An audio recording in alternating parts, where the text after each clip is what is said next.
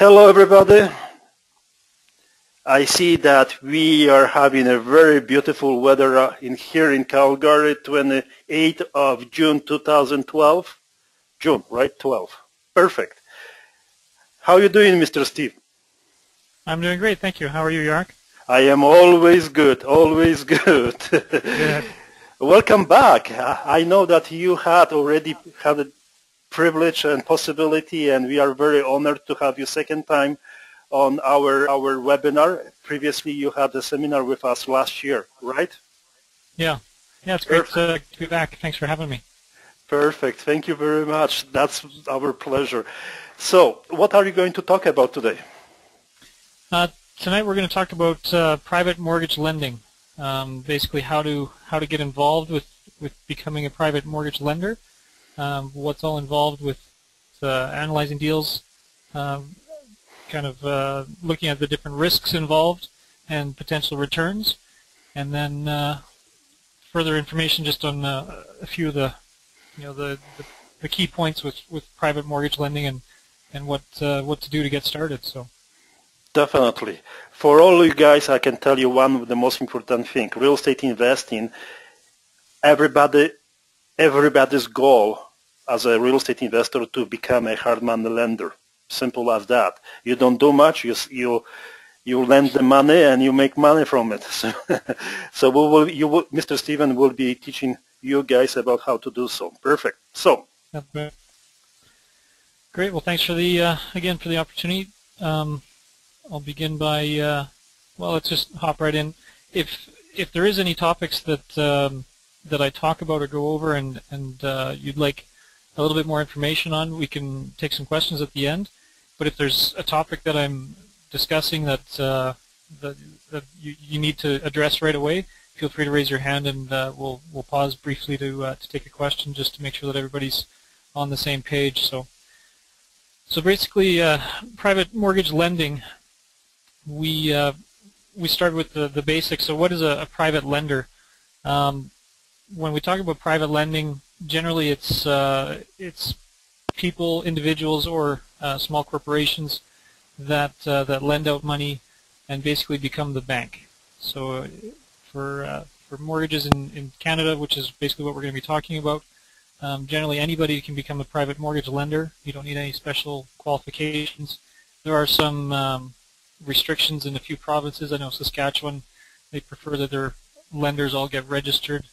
But in general, there's not a lot of things you need to do to become a private mortgage lender other than know what you're doing so you don't lose your money. So why do people and companies do private lending? The obvious reason why all of us get involved with real estate is to make money. So the goal obviously is to get a return on your investment, and in this presentation we'll talk about how you go about doing that, what types of returns you should expect, and what risks are involved. Just like any other type of investments, the risk-reward profile you need to be wary of so that you're being compensated properly for the risks that you're taking on. We're going to be talking a little bit more about how to get started, what the steps are, who you need to talk to, how do you get private mortgage lending leads. We'll talk about some of the pitfalls, also discuss a few of the common misconceptions, and I think hopefully some of the questions at the end, if you have some more misconceptions or other questions about private mortgage lending, we can discuss those further. And then again, just talk about some of the risks and things. The flip side to this presentation is that if you don't have money or access to capital to lend, listening to this presentation will also give you an opportunity to learn about how private lenders think, so that if you need to borrow some money from a private lender, you'll have a better idea of what types of things they're looking at, what the pricing might look like for the costs involved, and those types of things. So whether you're a private mortgage lender or somebody that's looking to borrow private money, I think you'll find the presentation valuable. So for your real estate financing deals, there's a number of sources of capital. The typical banks and credit unions, they're by far the cheapest, and that's basically due to their source of capital. Trust companies, mortgage investment corporations, which generally operate similar to most people would classify them as a private lender. We won't get too detailed into mortgage investment corporations. That's for another topic, another day. Sellers can provide financing for your real estate, and then of course private individuals, like we mentioned, and other private lending companies. And then also friends and family are also a nice source of financing for your deals. So we're going to talk about the 5 C's of borrowing, and this is something that everybody that borrows money and lends money should know and understand.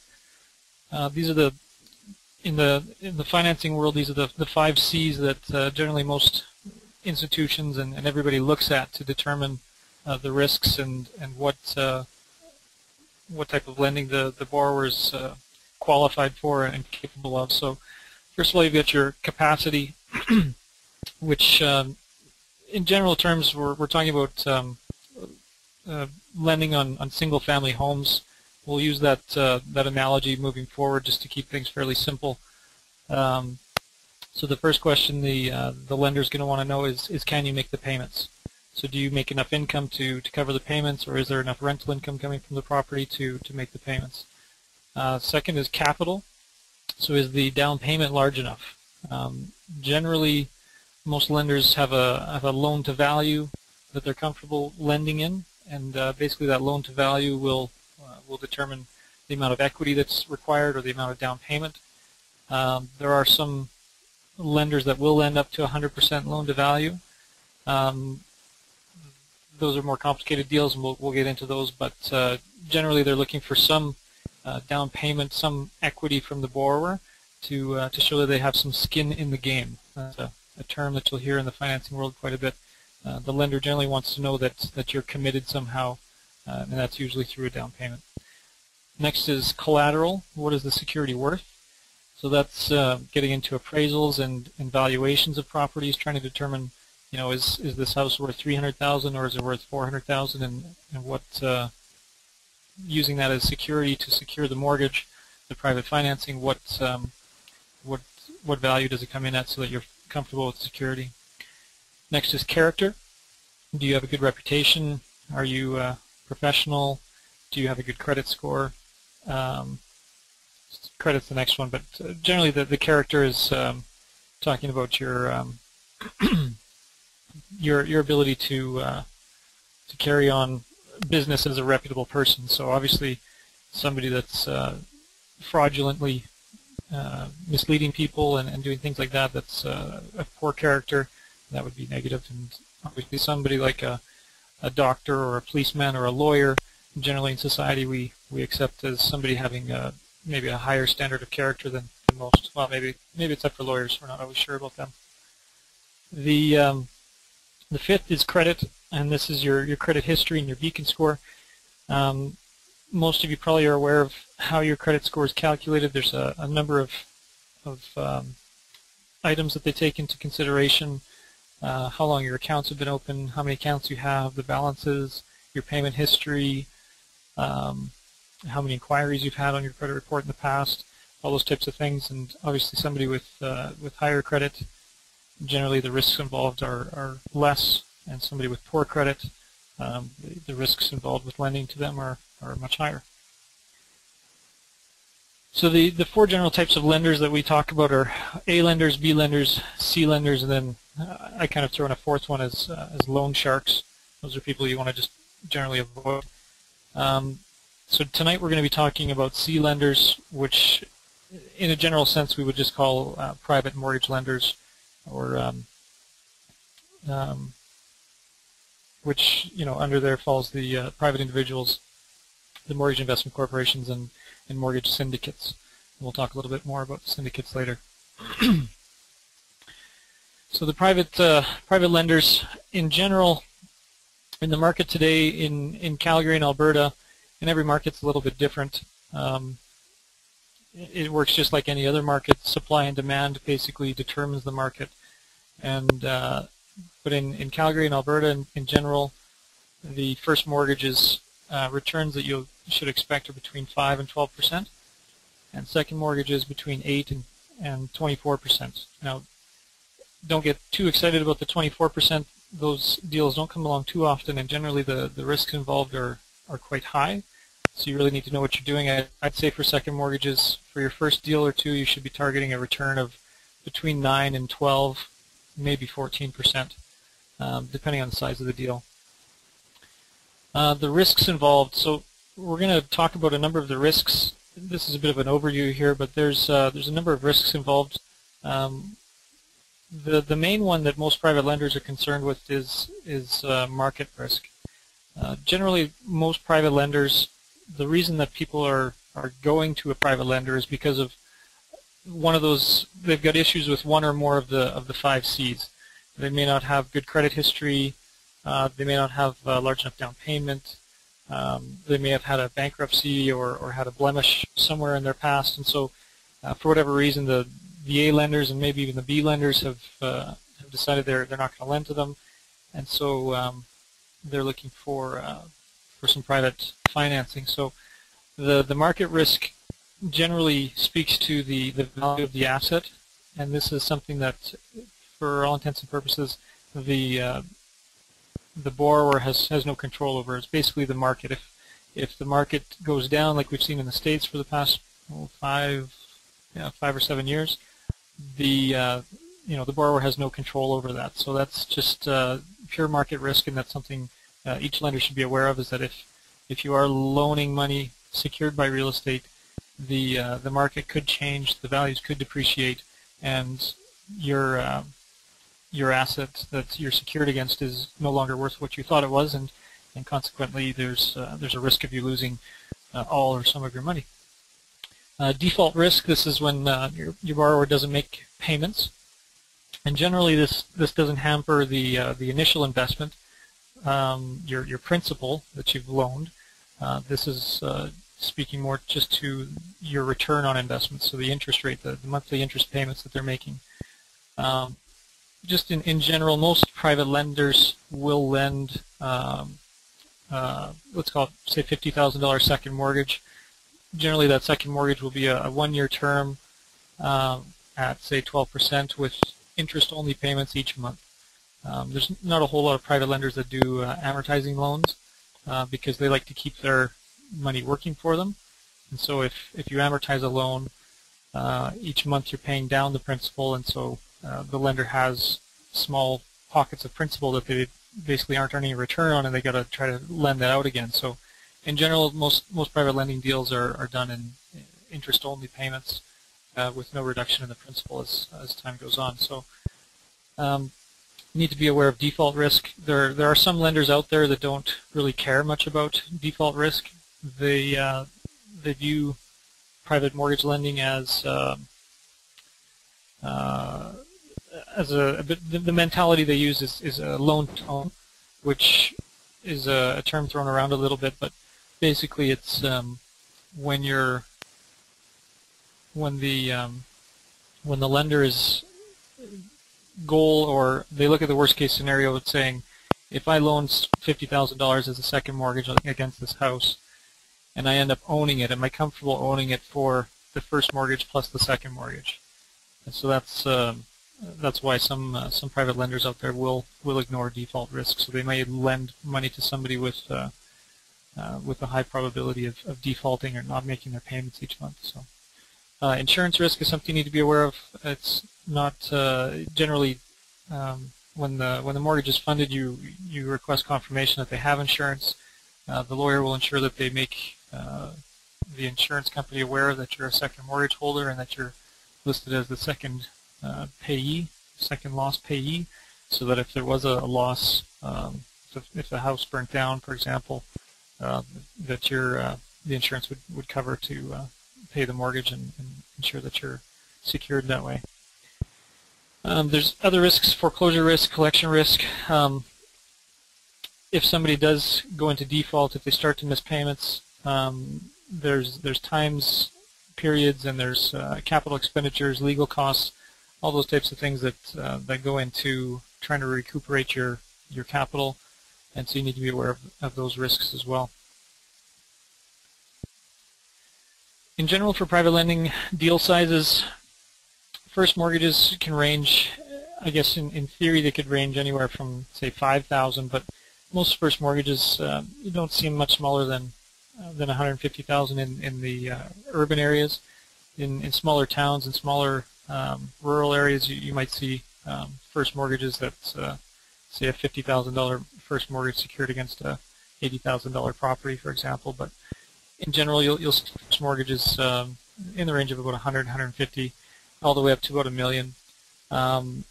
Once you get beyond $1 million, you're going to be talking to larger mortgage investment corporations, larger syndicates, or other privately or publicly held financing companies like Firm Capitals is a big one out of Toronto. There's a number in Toronto, and there's a number in Vancouver, and there's a few here in town, but the big ones are in Toronto and Vancouver. So second mortgages, there are some lenders out there that are huge fans of really small mortgages. They'll loan $5,000, $10,000 at a time. I have a preference of not really going below $20,000 or $25,000. For the borrower, the transaction costs involved, the legal costs and whatnot. If they're borrowing less than $10,000, all those fees really start to add up, and it's tough to make a good case for why they should really even be borrowing that amount of money. But it does happen, and some people like to specialize in those kind of micro loans. The returns you can charge on them are quite attractive, but it's a lot more work because you're juggling, say 5 deals at $5,000 versus 1 deal of $25,000. So the challenges that some people find is that if they only have, say, $50,000 to invest, they may find that the only deals available to them to fund are second mortgages, just because there aren't a lot of people requesting first mortgages of $50,000. So that's why I included the deal sizes in there, just to give you a rough idea as to what you're looking for in terms of deal size and whatnot. So how to determine the best size for you? And this again goes into weighing risk and reward. Doing your first deal, you're going to want to make sure that you're comfortable with the size of the deal that you're investing in. So if you've been saving your entire life and you've managed to accumulate $300,000, putting $300,000 into your first mortgage deal all in one bucket is probably not the wisest idea. You're going to want to do a few smaller deals, say $50,000, $100,000 at first, to get comfortable with the process, to get comfortable with the risk-reward profile and the other things that are pertinent to that. So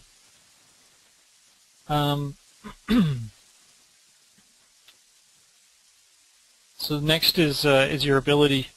As a second mortgage holder, when you get into defaults and foreclosures and dealing with the downside of lending, when somebody doesn't pay, you need to know that you have the ability to take over the process for that property. So, for example, if we used a house that had a first mortgage from a bank at $200,000, and you loaned a second mortgage of $50,000, the foreclosure process basically works that if the lender defaults, the borrower stops making payments to you, you can start to foreclose, and that's basically just the legal process of getting your money back.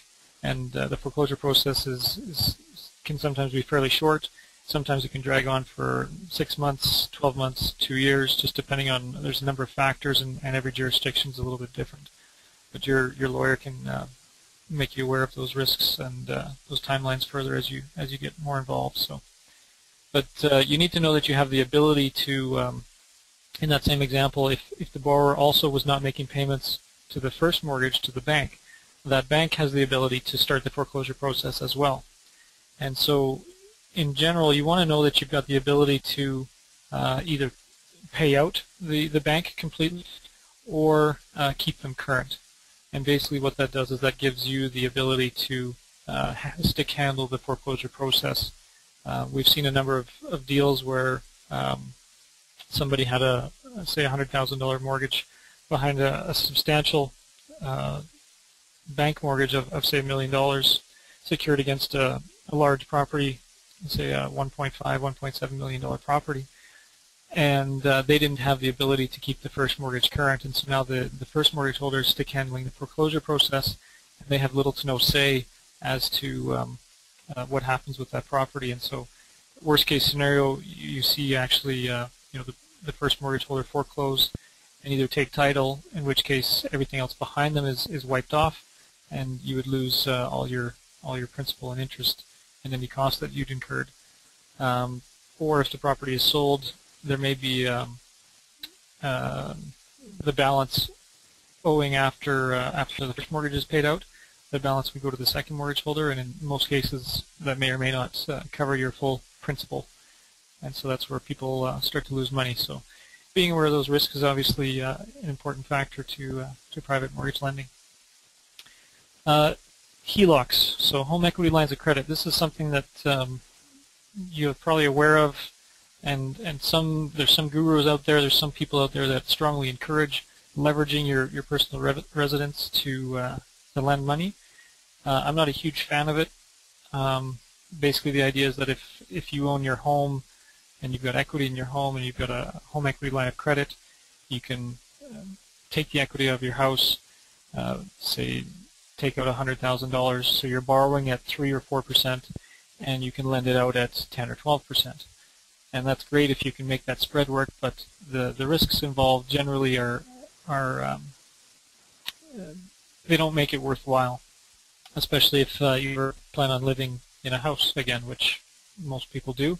So obviously the risk involved there is if the property goes into foreclosure, the market changes, whatever happens, you could lose all that capital, and now basically you owe $100,000 more on the property than you did in the past, and basically lost all that capital. So I'm not a huge fan of it. Some people do it, and whether or not whatever I say, people will do whatever they like. So next is your capital pool. Again, that is just keeping in mind that if things do go sideways, you want to know that you've got the ability to, for example, hire a lawyer to start the foreclosure process. You can afford to go without receiving monthly payments if the borrower stops making payments. So you just want to make sure that you've got a capital pool that's available to you to weather the storm. All right, some private lending myths. So I think there's a number of myths out there, and to be honest, I know that I had a ton of myths in the back of my head when I before I got involved with the private lending world, and to be honest, I don't remember what all of those are. So my hope is that beyond these ones here is that when we take questions, there will be a number of good questions and kind of identify a few of these myths that we can dispel or confirm and talk about. So one of the private lending myths is only people with bad credit use private lenders, which is absolutely false. There's a number of benefits to using a private lender versus using a bank. One of them is speed. If you've ever dealt with a bank, you know that going in and doing an application and getting an approval and then getting an appraisal and then waiting 2 to 3 weeks for funding, and then there may be some other issues as time goes along there. Generally with a bank, the fastest I've ever seen a bank fund is 2 weeks. There are private lenders out there that can fund within 24, 48 hours, just depending on the deal. So speed is definitely an advantage to using a private lender. The other is hassle. Some people don't like the hassle of dealing with the bank. They don't want to have to fill out an application. They don't want to have their credit bureau pulled. They don't. There's some people out there that are just very private about their personal finances, so they don't really want anybody digging around, kicking around, and so using private lenders can sometimes avoid some of that. Some private lenders will fund just based on equity in the property. So, for example, we had a mortgage request today. There's a gentleman who owns a home in one of the commuter towns around Calgary. It's worth about $600,000. It's owned free and clear, and he's looking for a $200,000 first mortgage. And so there's a prime example of somebody that doesn't have bad credit. It's looking for private funds, and it's for a couple of reasons. One, speed. Two, he does have a number of other properties, and so the banks aren't going to approve him for a loan because his debt service doesn't work anymore. And so using a private lender for that type of financing is ideal for him. So next myth. Most private mortgage deals end up in foreclosure. Also false. Private mortgage lenders, experienced private mortgage lenders, do a really good job of analyzing deals, mitigating risks, identifying risks, and then mitigating them, and then only funding deals that make sense and that fulfill that risk-reward profile.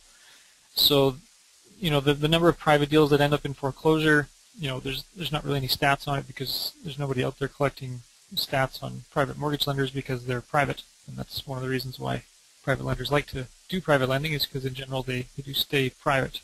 It's pretty difficult to identify and locate call it 1,000 private lenders in Alberta, for example.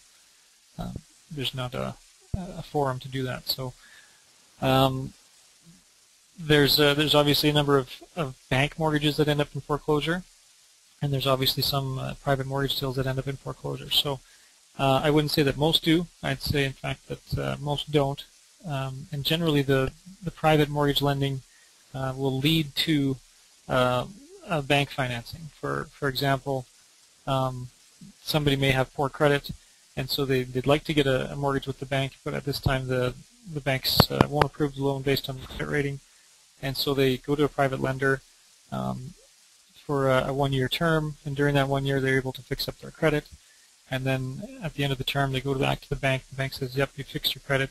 We can now fund a deal." So we call that two-step financing. So the first step is getting them the financing, and then step two is obviously the bank refinance at the end. So private mortgage lending facilitates a lot of things in the market, and it kind of fills a void that is increasing because of recent mortgage changes and whatnot. So you'll see that there's a few more opportunities to provide private lending in today's market as CMHC and the banks tighten up their lending criteria. There's more people that won't fit into that box, and will have to seek B lenders and C lenders, private lending, to fund their deals and their properties. Next myth: private lenders are predatory lenders. So by predatory, the reason people use that term is that they prey on borrowers. Their goal is to rip them off or to steal their property.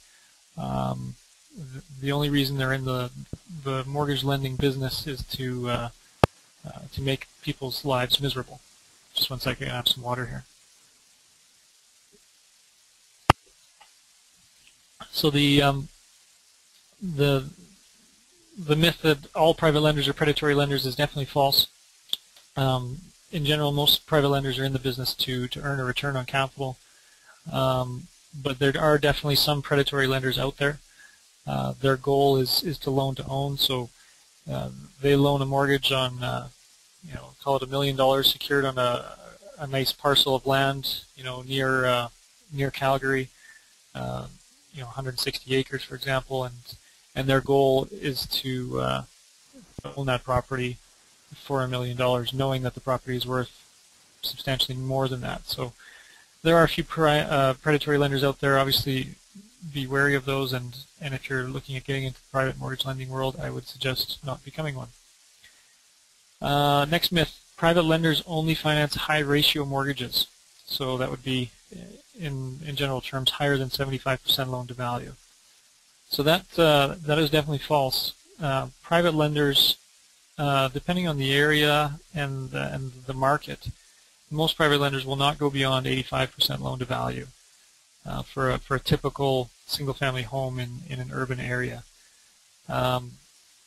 Once you get outside of major cities, so if you're going to a small town, let's say Cremona or Carstairs or something, small towns in Alberta, generally the lenders will scale back their loan to value. So in those areas they may only go up to 60% or 65%. So the myth that private lenders only finance high ratio mortgages is absolutely false. As evidenced earlier with the gentleman that has a house it's worth about $550, he's only looking for $200,000. The loan to value there is under 40, right around 40%. So definitely not the case with private lenders. Next myth: private lenders are involved in organized crime.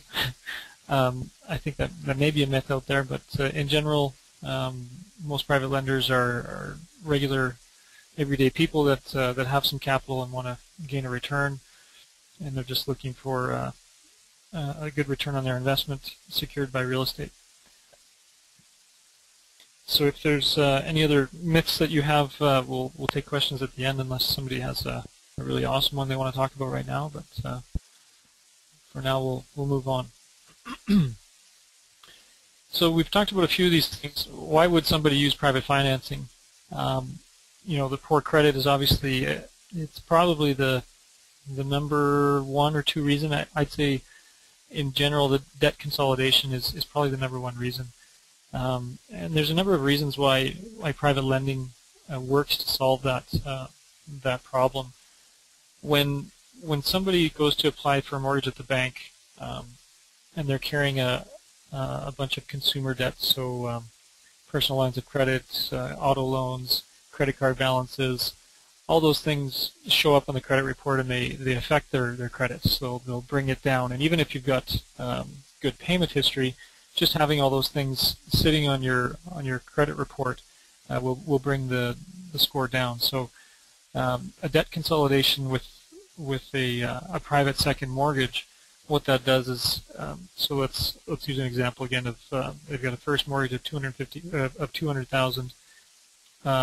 They go and get a second mortgage of $50,000 from a private lender, and they use all of that money to pay out their consumer debt. So now they've got monthly payments for all of that debt would have been, let's call it I don't know, probably $700 or so. They consolidate all of that under one payment onto their private mortgage, and first of all, their payments are going to be much lower, which is going to be great for their cash flow, and they'll be able to start saving some money. And then the other thing that'll do is it'll clean all of that stuff off the credit report, and so the private mortgage won't show up on the credit report, so it's not something that generally will report. And so all that stuff comes off, and when they go to refinance with the bank, their credit looks great. They're not showing a ton of balances anymore, and that's something that's used to facilitate kind of that two-step financing that we talked about earlier. Bridge financing, you'll see that on occasion. Basically, that's when somebody is selling a house and buying a house, and they can't get those closing dates to match up. And so they may require some bridge financing to bridge that gap. In general, usually what happens is the bank won't approve them for the financing because they don't qualify to carry both mortgages at the same time, and so they may require some bridge financing.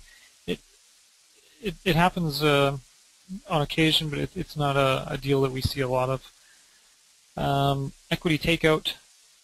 We see a fair bit of that, especially in Canada with low interest rates. People love to take money out of their house and use their house like an ATM, and so you'll see that those types of deals fairly often, where they've got equity in their house and they want to take it out to invest, buy a rental property, buy a cabin, buy a camper, a number of different things, whatever they like to do.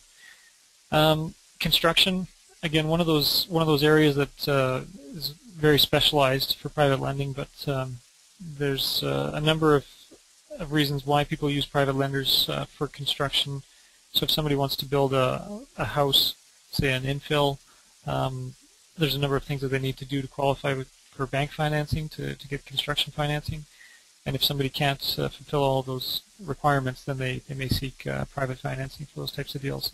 Again, something I'd probably stay away from for your first few deals.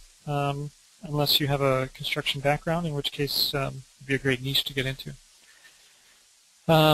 Renovations. So this is something that a lot of Canada REIT members would be interested in. Is obviously buying a property, fixing it up, and then selling. So I call it the buy, fix, sell. I don't call that flipping. I call flipping when you buy something and sell it within days, minutes, or maybe weeks.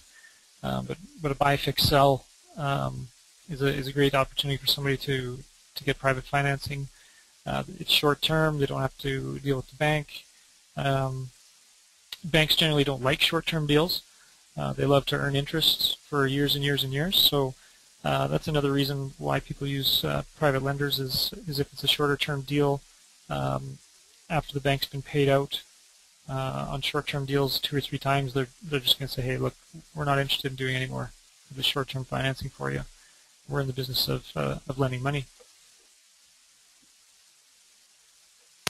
They hate getting paid out. Excuse me.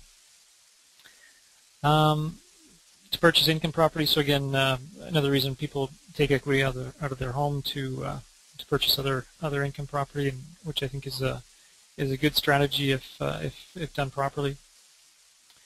To replace an equity requirement. So on occasion, for somebody to secure bank financing, the bank will say you need a certain amount of down payment. So the bank says we'll only go to 65% loan to value, and so you may be able to use private financing as a second mortgage to replace a portion of that 35% equity requirement. Generally, most banks won't let you do the second mortgage can't be 100% because then you don't have any skin in the game. So there are lenders out there that will allow you to, if you put down 10%, the second mortgage holder can put down 15 or 20%, whatever the case may be, and then the bank feels comfortable enough that you've got some skin in the game. The second mortgage holder is obviously interested in making sure that the property stays current and in good shape, and so those options are available. So, and there's a number of others that there's always some creative reason why somebody wants to have some private financing. Interest rate triangle. This is something we touched on in my previous presentation, and I think it's a good way to illustrate and to look at what types of risk and reward there are involved. There are some lenders out there that like to think of private mortgage lending as renting money. So it's an interesting way to think of it. So if you're buying a property to do a buy, fix, and sell, for example, you need to go out and rent some money to be able to purchase that property. And basically the key is, what is it going to cost me to rent that money, and for how long? Obviously, as a borrower, you want to try and get the lowest rate possible, and as a lender, you want to get a good return and not gouge the borrower, but you want to be properly compensated for the risks you're taking on. So we're going to talk a little bit more about that. So this is kind of a typical mortgage triangle for a property. So if you can imagine that the property is the entire triangle, the first mortgage is usually fairly large, usually between 50 and 75%. The second mortgage is generally between 55 and 85%. I've got 90 on here, but that's probably a little risky. And then your equity component takes up the last chunk. So obviously, if the market were to fall, the first area that gets chopped off in the triangle is the equity. So that's where you're taking on the most risk, and consequently, that's where you should be getting the highest return or reward. So for the second mortgage holder, for the mortgage financing example, being right below the equity, that's the next riskiest place to be on the triangle. And so to be properly compensated for that, generally you're looking for a return of between 10 to 24. 24, again, like I mentioned, is quite aggressive, but 10 to 16 is definitely not uncalled for. I think I mentioned earlier that as you do smaller deals, those $5,000, $15,000, Generally, you can charge a higher rate of return for those deals, and that's because of a few reasons. First of all, to make payments for something like that isn't hugely onerous. So making a 2% per month payment on $10,000 is not a hugely onerous payment, but obviously paying 24% on a $100,000 mortgage is obviously more substantial. So back to the triangle here. Sorry, I like to skip off every now and then, but so obviously the first mortgage is the most secure area of the triangle, and that's where your returns are obviously going to be the lowest. And again, it depends on which market you're in and what's happening with interest rates in the market. People have different ideas as to what they should earn for a first mortgage, but basically it all comes down to supply and demand. So if you want to get 12% on a first mortgage, you may end up waiting 6, 8, 10 months for that one deal to come along before you find that deal. In the meantime, you've lost out on 6, 10, 12 months of potential interest. So we like to look at first mortgages as a good return on investment. Generally, they're well secured, and you get a good return that beats the heck out of getting a GIC at 1, maybe 2%. I'm going to talk. I'm just going to go back here. I'm going to talk briefly about timelines and terms. So, as I mentioned before, generally most private lenders will lend for a 1-year term or a 12-month term, and there's a number of reasons for that. First of all, lenders like to keep their capital liquid, and by liquid, what that means is that it's coming back to them often, so they can get in and out of deals fairly easily. As I mentioned, banks love to lend for long terms. They love to lend for 5 years, and they can do that because they're playing off of spreads that allow them to do that. But in general, most private lenders, they've got this capital. They need to do something with it, so they're going to put it out. And what they want to do is, after 1 year, they want to be able to reassess where that property's at, where that borrower's at, and not be committed to lend that money out again. So it's a great program to ensure that your money's not out there for too long, because a lot of things can happen in the market in 2, 3, 5 years. So I think when you do your first deal, I think doing a deal at 8 to 18 months is ideal. 12 months is fairly typical. I think you'd probably find that more than 50% of the private mortgage deals are written at a 12-month term, and generally that gives the borrower enough time to do whatever it is they're trying to do. So whether it's improve their credit or buy another property, and all those types of things. So doing your first deal. So I think the next question for somebody is, I like real estate. I understand mortgages, and that's the triangle there, that if I'm in the first mortgage position, I'm well secured. In a second mortgage position, it's a little riskier, but I get a better reward. Obviously you could do third or fourth mortgages, and there's obviously higher risks involved with doing that. But the next question is, well, how do I get started? What do I do? I've got $25,000, or I've got $100,000, or my dad has $100,000 sitting in his RSPs, and it's in some mutual fund, and he's losing 5 or 15% every year. So getting involved with private mortgage lending is a great opportunity to take that capital and go and do something with it that you have control over. And as Jarek mentioned, that the nice thing about private mortgage lending is basically once you've done the deal, you've funded, you've collected your post-dated checks or your pre-authorized payments. Really, the most work you have is to either go and cash that check each month, or just look in your account and see that the automatic payment has gone through, and that's about it. You don't have to worry about tenants. You don't have to unclog toilets. You don't have to deal with all those headaches that come with property management. So it's a great way to get involved with real estate, earn a good return, but get rid of a number of those headaches. So one of the things that attracted me to private mortgage lending for sure. So basically the way that a deal progresses essentially is you get a lead from somebody that a borrower requires a mortgage. So that lead may come from your friend, it may come from a mortgage broker, it may come from a realtor. So somebody knows that you have money and somebody else needs money.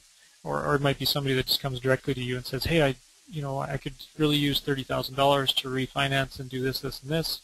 Do you have that kind of capital available? Can you help me out?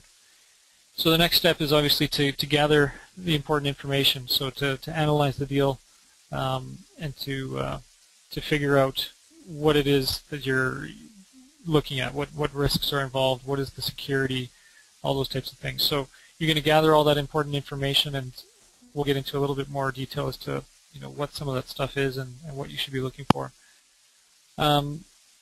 Next is to analyze that data and perform your due diligence. So once you've got all that information, it's great these days. You can Google an address. You can look at the street view and get an idea of what is the property, what does the neighborhood look like, what kind of condition is it in, and you can do a lot of that just from your desk. So it's a great way to weed out deals, because for every, depending on your lead sources, for every 10 deals that come in, you might do 1 or 2. So it's a process to go through and analyze deals, determine which ones are a good fit for you, and then obviously only move forward with the ones you feel comfortable with and have found that your due diligence has shown that it's a worthwhile investment to do. So after you've analyzed the data and you've done your due diligence, so each lender has their own comfort levels with what they like to do. There's some lenders that will only fund a mortgage if they've driven by the property. So if they can't drive by it, they're not going to fund it. There's some lenders that will only fund a mortgage if they've walked through the property, they've done their own walkthrough, or they've met with the borrower. Everybody has their own preferences, and it's just a matter of your comfort level and determining what those are. Now on the flip side, there's some lenders that I'm just trying to think of an example. So there's some lenders that will only do a loan if there's an appraisal. So let's say the borrower needs funds 7 days from now. Obviously, there's not going to be time to get an appraisal. Well, I guess 7 days you might be able to, but if they needed the funds 2 days from now, there wouldn't be time to get an appraisal. So there's some lenders out there that just wouldn't do that deal. Now, the flip side of that, obviously, is as a private mortgage lender, you're going to miss out on opportunities to lend on potentially good deals if you make your criteria too strict. So if you're strict and strict and strict and just as strict as, say, the bank, there's a good chance that you will only do 1 or 2 deals in a year. Whereas if you're a bit more flexible and you can analyze the deal and you can say, well, he doesn't have this, but he does have this. The borrower, maybe had some bad credit history in the past, but they've sorted that out. Now he's employed, so I feel comfortable with that risk. So again, it's just analyzing the deal and getting into a comfort zone for what you feel comfortable with. Next is consulting with third-party professionals. So obviously there's going to be a lawyer involved. They're going to write up the mortgage document. They're going to help you check the titles and do all the legal stuff that they're in charge of. The appraisers are obviously important. Again, appraisers you need to be wary of, because appraisers come in all shapes and sizes, just like just like hamburgers. There's some great hamburgers out there, and there's some nasty hamburgers out there. So appraisers, you want to take the information you get from an appraisal as information only. You can't take an appraisal as the be-all and end-all. So if an appraisal comes in for a property and it says it's worth $600,000, there's a good probability that it's worth $600,000, but the appraiser, once he's done his appraisal, he has really little to no interest in what happens. He has no other risks really involved with what happens to the deal. So you're putting your money out. You want to make sure that you feel confident that that property is worth $600,000. Realtors are a great resource. They're in the market. They're buying and selling. They usually have a good idea of what values are. So Ideally, you've got a realtor on your team that will, you can call up and say, could you get me some comps for this property? They'll help you out, and obviously when you've got a property to sell, or you've got a borrower that needs to sell a property, ideally you'll use them for their services so they can get a commission. And then there's accountants and other professionals that you'll run into.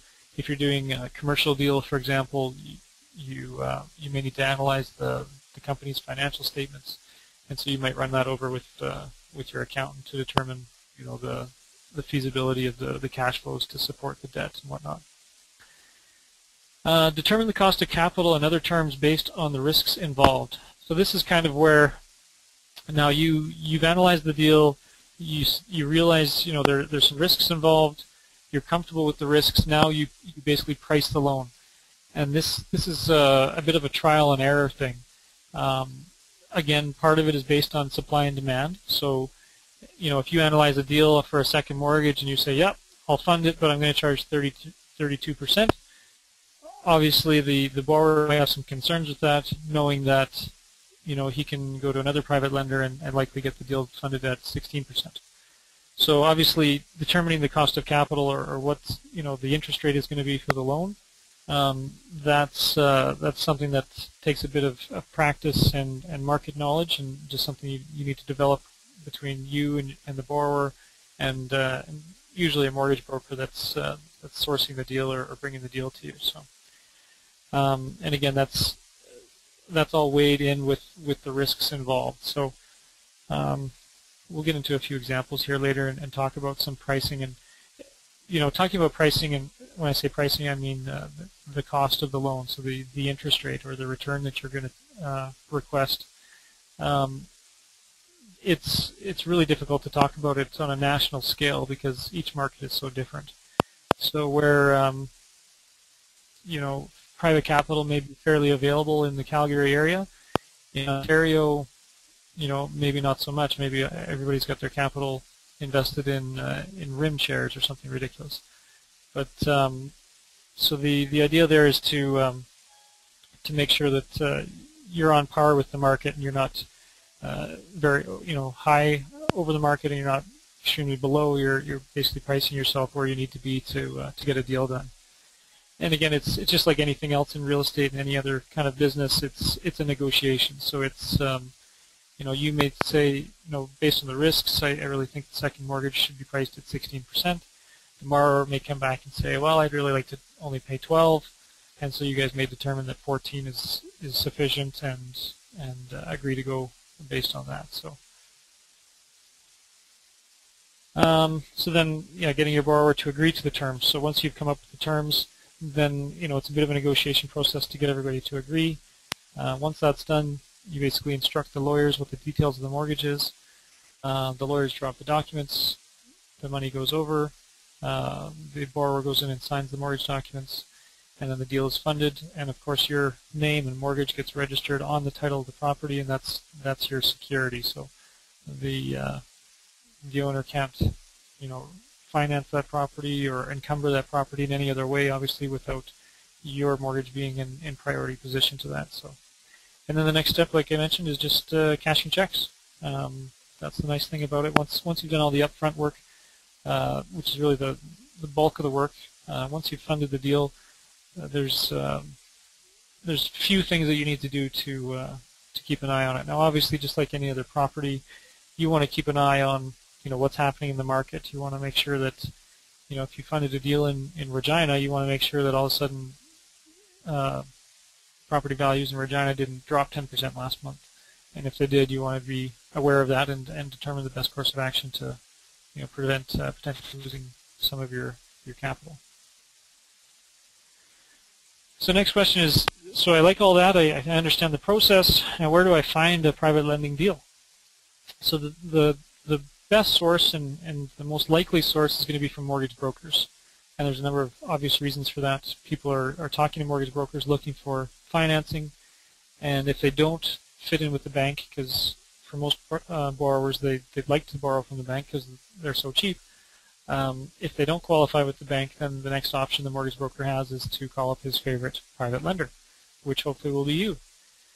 So developing relationships with brokers is a bit of a process, but mortgage brokers love knowing and building relationships with private lenders because they're able to fund their deals, they're able to charge their broker fee, and they're able to make money. So it's a win-win. So when you approach a mortgage broker and say, I'm a private lender, or I've got some money that I'd like to lend on some real estate in this area, for example, they'd love to meet with you in general, and they'd love to learn, what is your lending criteria, what are your preferences, so that they can tailor a deal to fit you, or they'll only bring deals to you that are a good fit.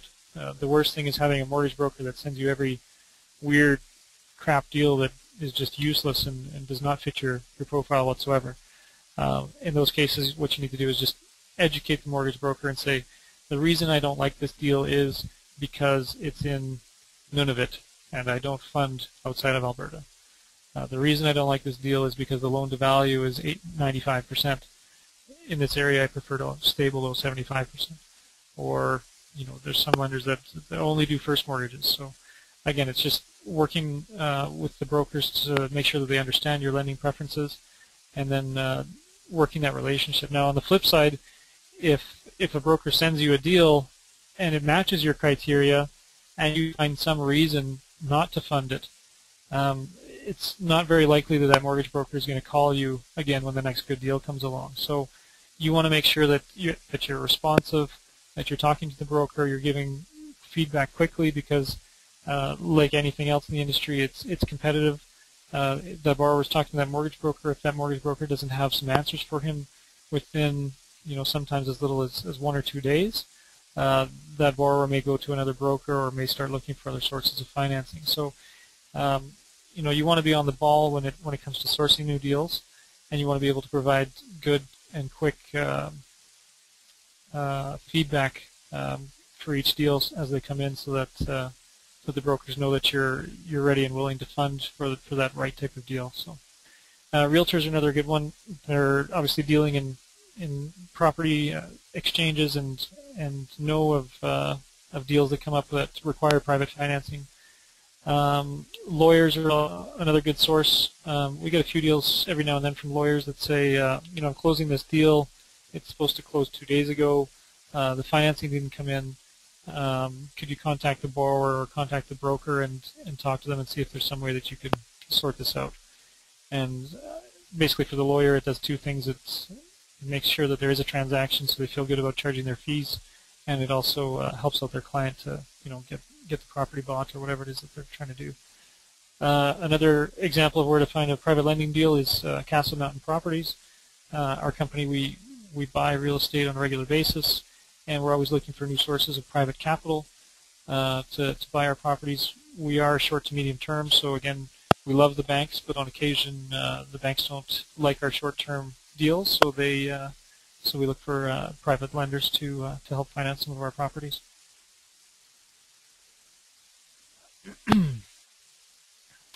We touched briefly on equity lenders. There's a number of equity lenders out in the world that like to lend just purely based on equity. And what that means is they don't care what your credit report is. They won't even ask for it. They don't care if you have any income. They're just going to lend based on equity in the home. And so these are usually the companies you hear that advertise on the radio. Call me, every loan's approved as long as you got equity in your home, blah, blah, blah. It's an interesting business model, and it works for some lenders. Generally, I like to get a better feeling for all the other C's involved with the lending. Get an idea of the borrower, what they're doing, and what they're using the capital for. Are they just taking $50,000 out of their house to go to Vegas and gamble it all away, or are they doing something prudent with it, and are they going to be a good borrower to work with?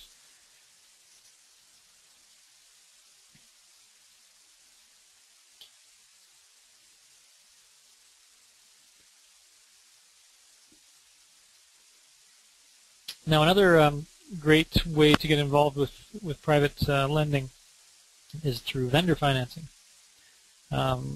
Sometimes called a VTB or a vendor take-back mortgage. It's really probably the first way that most people get involved with private lending. So basically, this happens when you have a property and you sell it, and you determine for whatever reason that you're going to carry a mortgage and basically become the bank. So it's exactly the same thing that all the things we've been talking about. The only difference is in this case, you're just the person that sold the property to the buyer. So again, all those same risk-reward things come into effect. So you want to make sure that you're getting a decent return for the risks involved. But the great thing about vendor financing is that you're very familiar with the property. You've owned it for however how long, but you know what it's worth. You know the ins and outs of it. You know if the roof needs to be repaired 2 months from now or 20 years from now, and so you get a good handle on that market. So providing seller financing or vendor financing is a great way to get started in the private mortgage lending world. It's also a great way to sell your properties, to offer seller financing, a bit of a niche. It's something that we do with a lot of our buildings that we sell.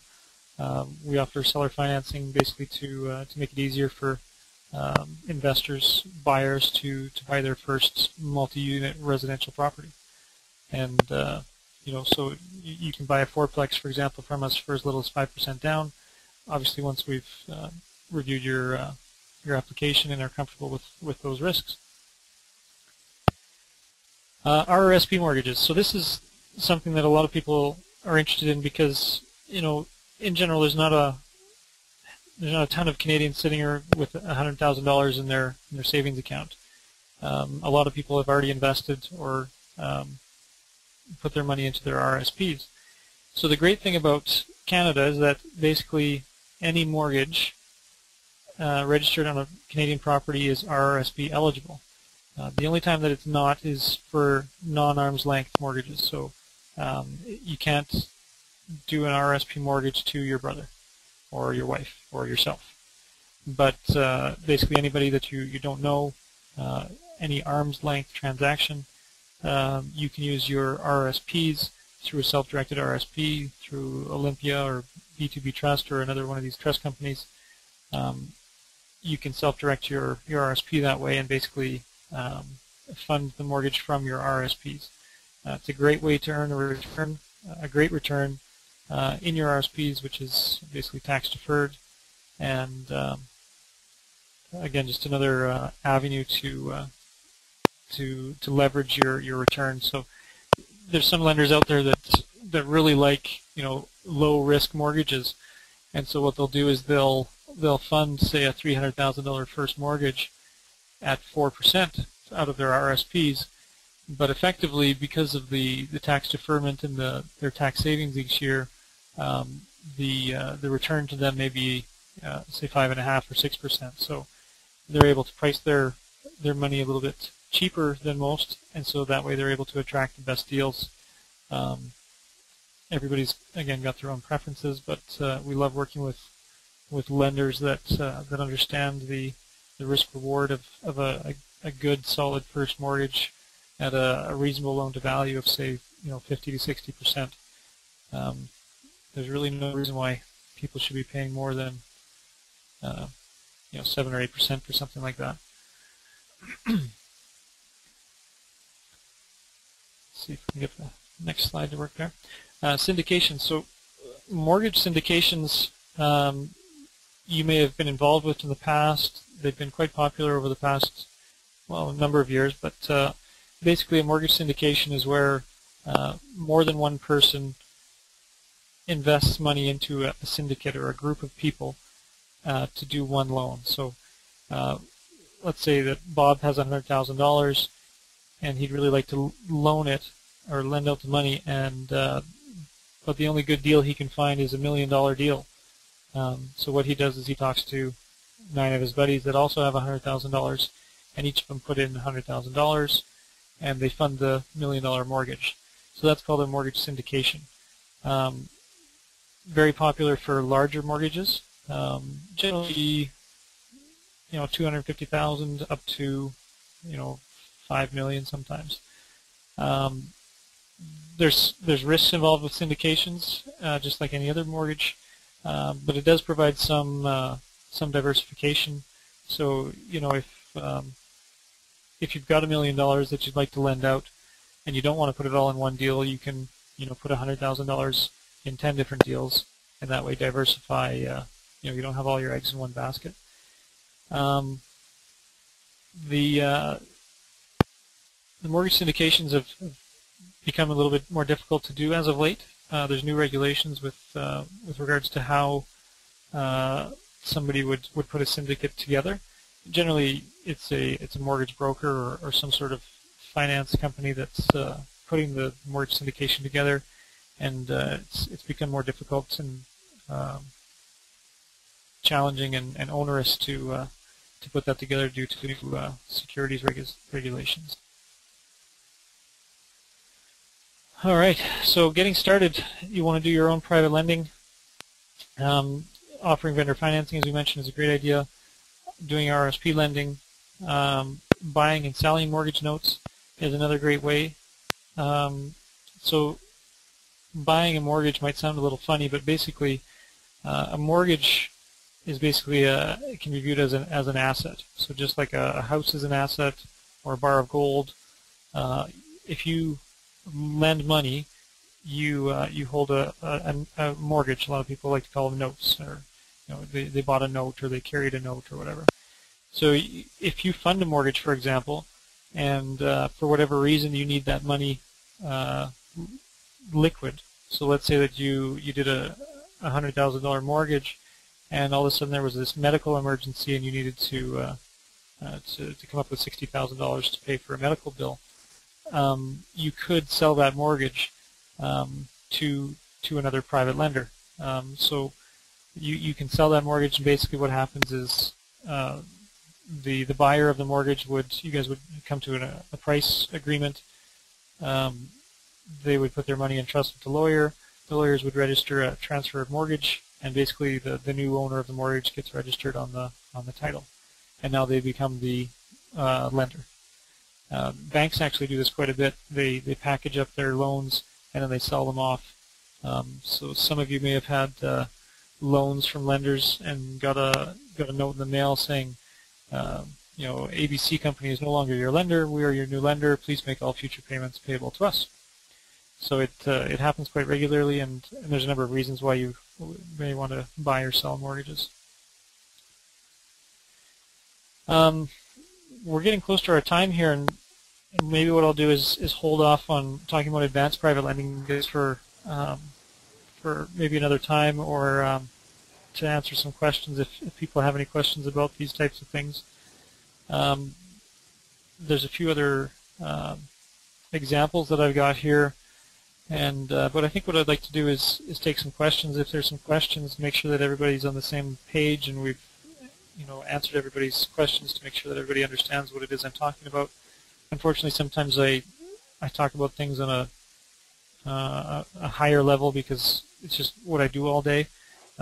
Sometimes I forget about some of the terminology that may not be as common for other people. So, Yark, I'm not sure if there's any questions at this time, or I have one question related to one-day loans.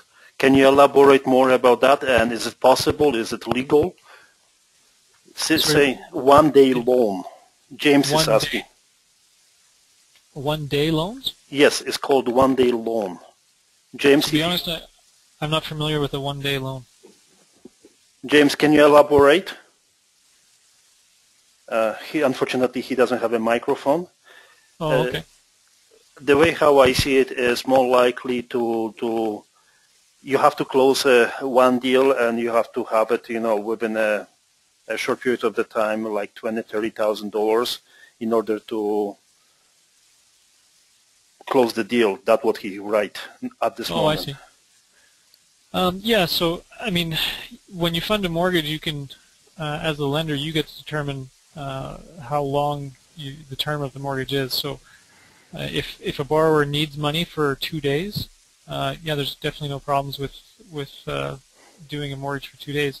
Unfortunately, again, the transaction costs, the legal costs are quite expensive, and so if you only need the money for that short amount of time, it's quite costly. But yeah, definitely it's possible to do. Most people would call that a bridge loan. So usually a bridge loan is kind of 15 to 30 days, but yeah, it can be as short as 1 day if required, for sure. Hopefully that answered your question. James, please type it.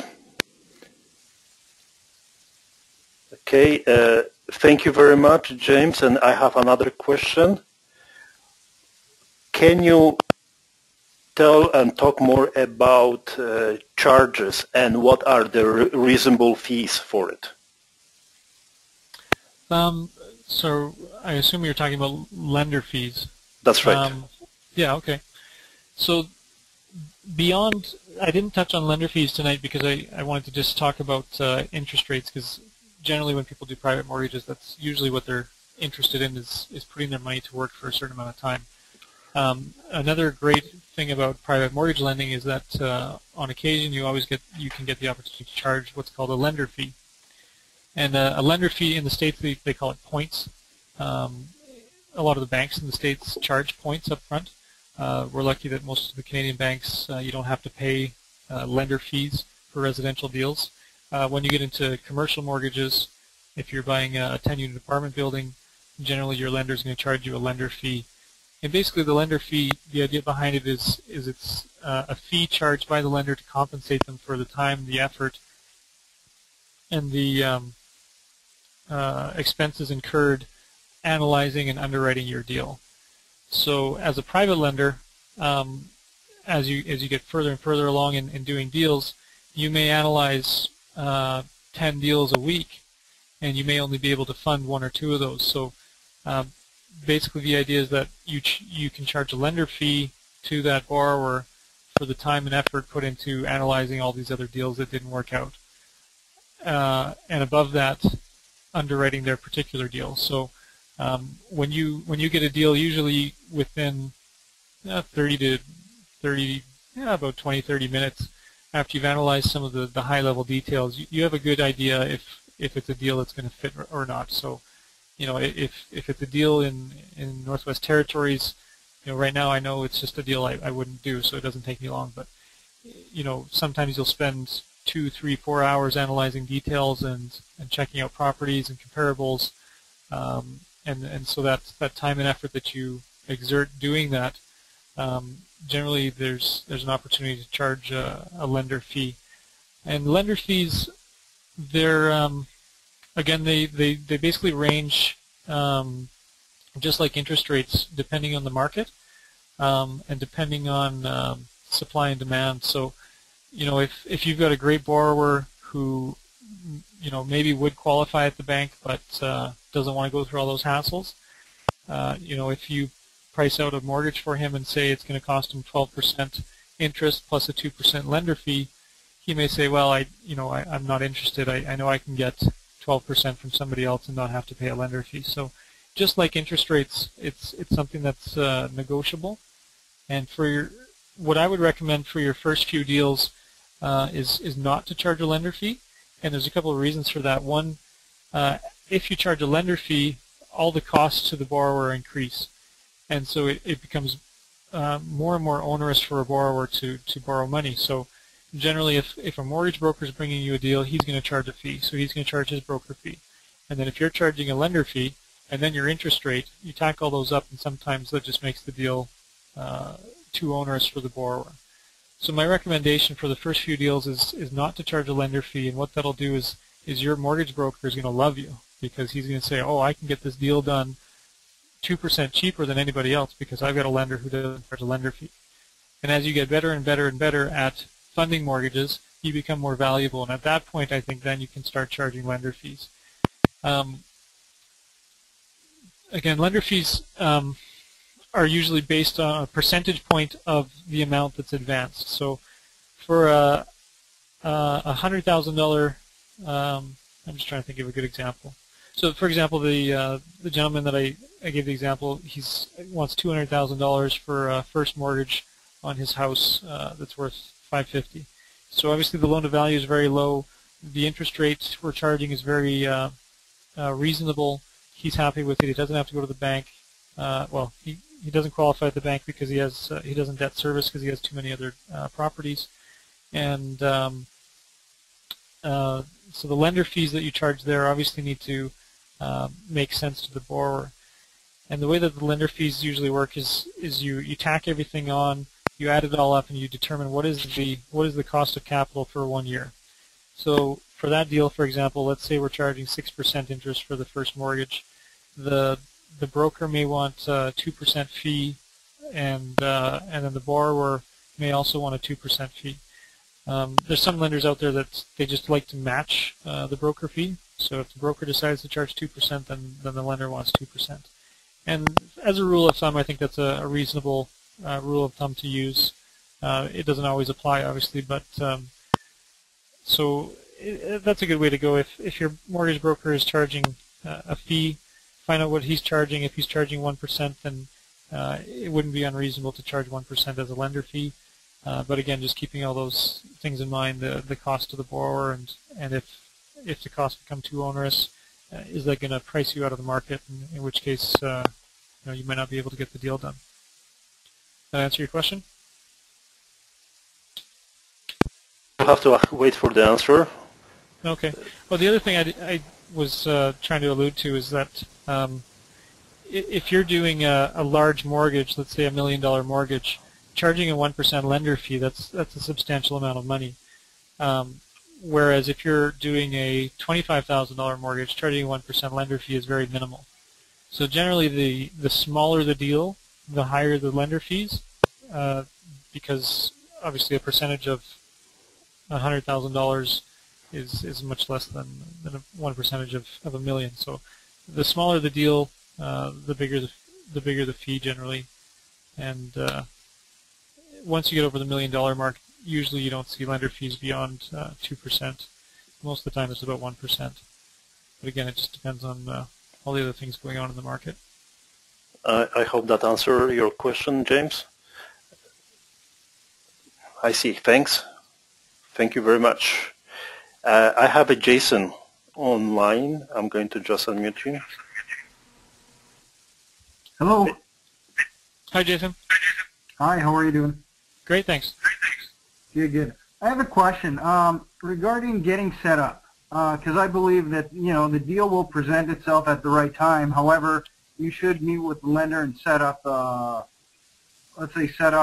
your profile with them, and so how would that happen with your company per se? Is there an Excel sheet, like some kind of template where you run your deals to see if it's acceptable to you? Is that something you would provide us with, where we would just kind of put in the numbers and see if we're kind of close to what you're looking for? Yeah, that's a great question. Thanks, Jason.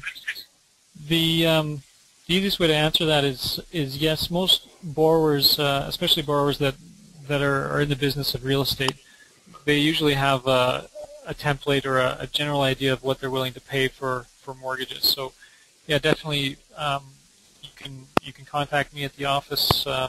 You can find my contact info on Canada REIC, and we can definitely provide you with the range of interest rates that we're willing to pay for the general deal. And it's always a little bit different deal to deal, but I can tell you right now, Castle Mountain Properties in general, we like to for our first mortgages we pay between 5% and 7%, and second mortgages between 8% and 12%. And then at some point, as the money gets more and more expensive, we determine whether or not it's worthwhile for us to borrow the money, or if we should just keep more equity in the deal and save some of that return for ourselves. So, and that's basically the same way that any other borrower is going to do it. Another question I got is basically when it comes to how much skin are you looking for us to have in the deal? If we, let's say, stumble upon a deal where there's already equity in the buy, and let's say there's minor renovations that need to be done for flip or something like that, how much skin are you guys are you looking for the investor to have in the game if there's already, let's say, $20,000, $30,000, $40,000 worth of equity? Yeah, that's a great question. There's a number of lenders out there that really specialize in that type of in that type of deal, the buy, fix, and sell. If you send me a message on Canada REIT website, I can refer you to a few people, especially in the Calgary area. We're definitely not one of them. A lot of our time is spent doing larger deals, and to be honest, we're getting busier and busier on the acquiring property side. So we're doing less private lending ourselves and a little bit more private borrowing. But for something like that, there's lenders out there that will finance up to 100%, especially if you're getting a good price for the property. So if you find a good deal on a property, you're able to go out and buy it for $300, and as is it's worth $350. There's some lenders out there that will fund the full $300. Now, saying that, they're going to want to know that you have some experience and that you have the ability to do what you need to do to fix up the property, make the payments in the meantime, and then market the property and then sell it. So ideally, for that example, you put $10,000 to $20,000 in cosmetic repairs, and then you're able to sell it for, say, $400,000. If you look at that deal, the after repaired value of $400,000 versus the $300,000 mortgage that you've now got on it, there's good security there. So it's definitely doable for the right type of lender that likes that profile. Jason, you're unmuted. Thank you. Did that answer your question? Thanks.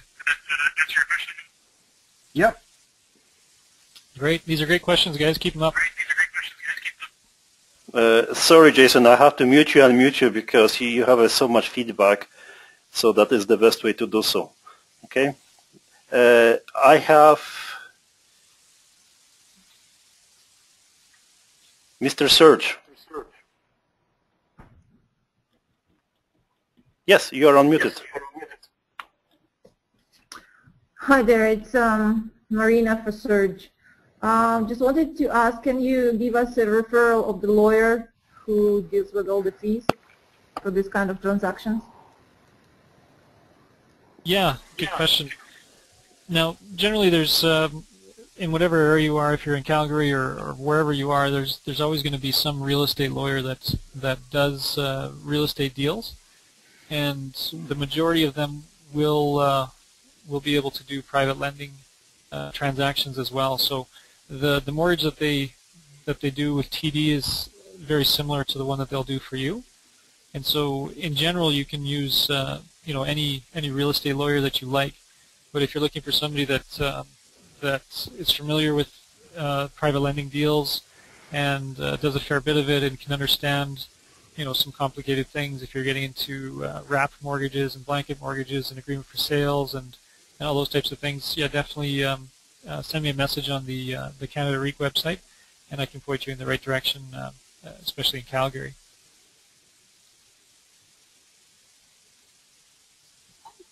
Thank you. I will need somebody in Calgary. Okay. Yeah, if you... I will contact you. Sounds great. I appreciate it. Sorry, guys, I see a lot of feedback. Mr. DJ. Hi, Steven. Hi, Eric. Hey. My question, Steven, is say if you get like many deals and basically you can't spend time on each of the deals analyzing them, right? Uh-huh. So how much roughly you would be spending analyzing each deal, like to work with lawyer, realtor, agent, or accountant? Okay, yeah, that's a great question. The deal flow is very similar to buying properties. So if you're in the market to buy cash flowing real estate, for example, you've got a realtor that's feeding you deals, right? You've got another, however you're sourcing those deals, whether it's through the foreclosure list or whatever. And so it's the same process as you've got this big funnel up at the top that all these properties and all these leads come in through, and basically the process is just slowly weeding those down until you've got only the good ones at the end. So a deal may come in, and as I mentioned, right away you may identify 2 or 3 things that you just don't like about the deal, and you just know it's not going to be a doable deal for you. So you may only spend 5-7 minutes analyzing that deal. But if you're going from start to finish, is that more what you're interested in? Yeah. Yeah, so if you get a lead on a deal and things start to look good, excuse me, a good private lender can usually have an approval within 48 hours, I'd say is a good turnaround time. So a deal comes in, the broker says, here's the summary of the deal. Bob owns a house. He wants to borrow $50,000. Here's his application. He didn't get approved at the bank because he has a couple blemishes on his credit report. He doesn't have an appraisal yet, and here's his last year's notice of assessment. And so they'll present those details to you, and then they'll usually in an email or sometimes over the phone, and then they're just playing the waiting game. And every broker is a little bit different. Sometimes they'll send that same email out to 3 or 4 of their favorite guys. The better brokers will know which lender is most likely to fund that deal, and so they'll deal with you first, and they won't bother wasting your time because sometimes you'll do all this work, and he'll say, "Oh, Frank funded it, never mind," and so those aren't very nice. So if you can, analyze that deal, and then usually what happens is during that space of 48 hours, you usually have some more questions or some more documentation that you require. So you might say, yeah, this looks good, this looks good. Based on what I see here, I would probably price the loan at 12% and charge a 1% lender fee.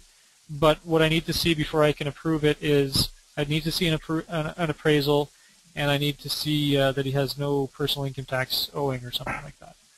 Right. So the 1% fee we are charging to the borrower, but how much we would end up spending for analyzing one deal end to end? Okay, that's a good question. So if you're analyzing the deal, ideally you don't want to have to spend any money. Most of the resources that you'll be using are free, so you'll be looking at information on the internet. You'll be getting and receiving appraisals and other information through email.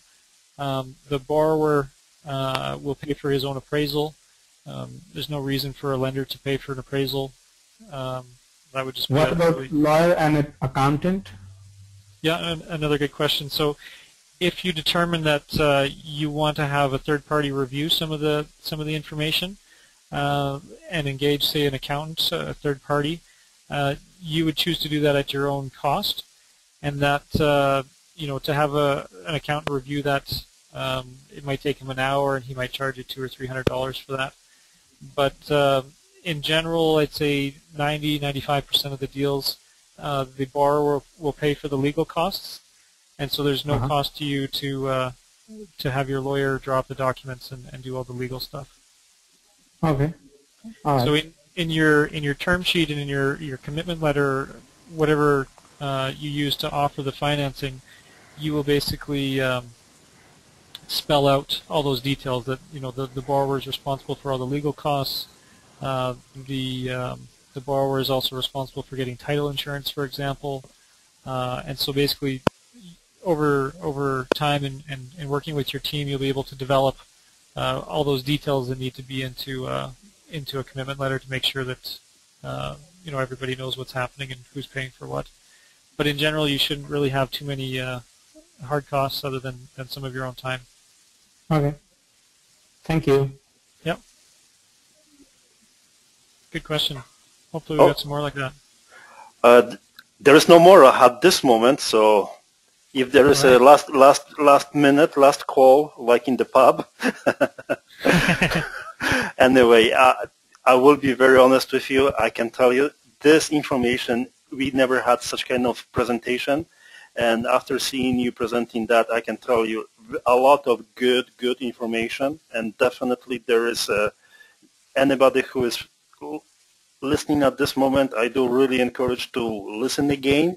There will be a lot of stuff which you will be learning, and definitely contacting Mr. Steven for any hard money lending stuff will be very, very good decision, business decision.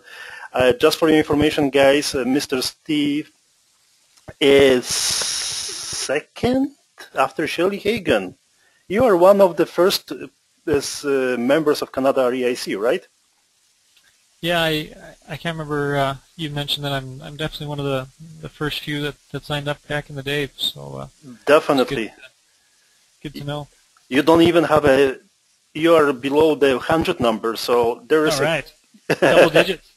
Double digits only, not triple digits. We are in the thousands already. So great. Anyway, so perfect. That was one of the questions which I wanted to mention. Contact information, Mr. Steven. Yeah, it's on the screen now for those of you that can see it. And if you can't, you can contact me through the Canada REIC website at canadareik.ca, I believe. CanadaREIC.com.ca, anywhere. I'm very You got them all, I'm sure. And, of course. Yeah, if you've got questions about private lending, and if you have some capital that you'd like to put out in the market, we can talk to you about what your goals are and see if we have any opportunities for you to lend money.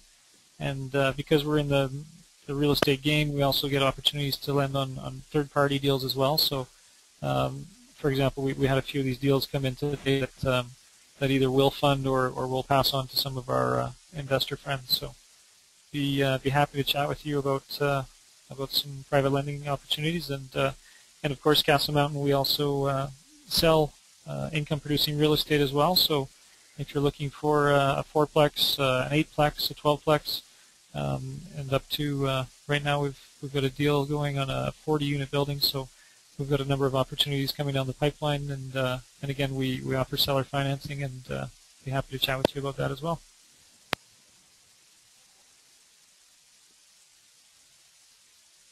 Do I have to say anything? A big thank you to Jarek for running the website and putting on the webinars. We appreciate all your time and effort. It's a great service you're providing. By all means, it's everything about and for investors. Run by investors for investors. That's the goal. I'm just the conductor. Simple as that. Perfect. Thank you very much, guys. Thank you very much, Mr. Steven. If you have any questions, don't hesitate to ask Mr. Steven. And Mr. Serge, thanks, great info. What a great presentation. Perfect. You made our day, guys. Thank you very much.